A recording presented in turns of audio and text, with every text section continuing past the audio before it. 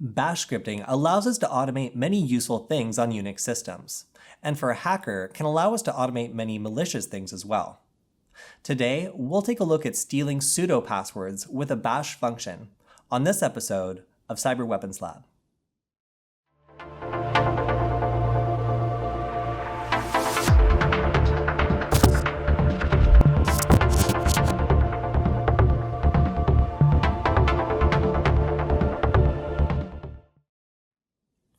Tokyo Neon wrote an amazing article on how bash scripting can be used to effectively hijack the sudo command.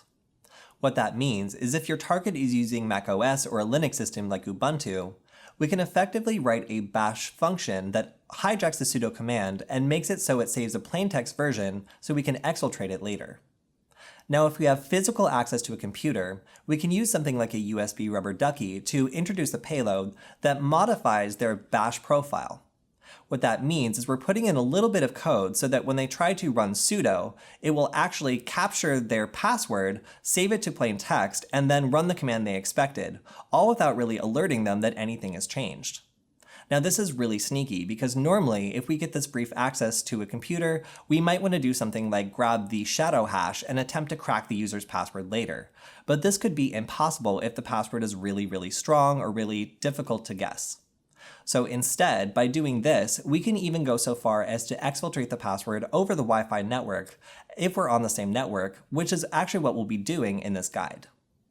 Now, in order to take advantage of this, we'll need a computer that's able to run bash scripts, and we'll need a victim computer that's running either Linux distributions or macOS. It doesn't really matter, provided it's a Unix system.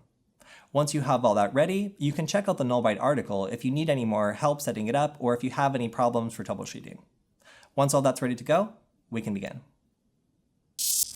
Hey Bytes! In 2019, YouTube started enforcing a ban on instructional hacking, and as a result, we started getting warnings and even a strike on some of our content. Now, in order to make sure we didn't get taken off YouTube entirely, we had to move some of the more problematic videos over to the Nullbyte website. Now, I understand this is a little bit annoying, but you can still access the content by checking out the link below and in the description. Thanks for understanding. Now, on our attacker computer, we can see that we have gotten a response, and this is a base64 encoded version of the password that I typed in. Now, because the password was correct, you can see that this ran just exactly the way I would expect it to if I type sudo. So if I type sudo who am I, you can see the difference is it looks pretty much exactly the same. So to a user who's using sudo commands a lot, this is probably the best way I've seen to be able to exfiltrate a password in plain text, because this allows you to be able to bypass all the cracking and other difficulties that might come from a really strong secure password.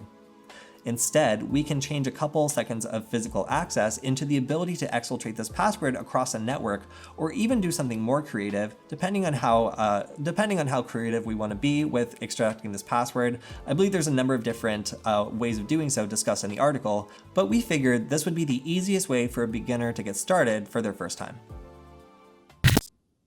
After creating a malicious bash function, there's a number of creative ways we can exfiltrate a password.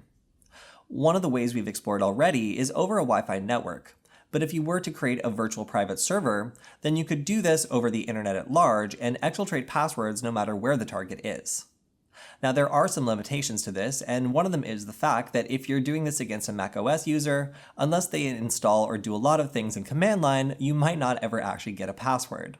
But if you do this on Ubuntu or other Linux user, you can generally expect to be able to capture some passwords using this method. That's all we have for this episode of Cyber Weapons Lab.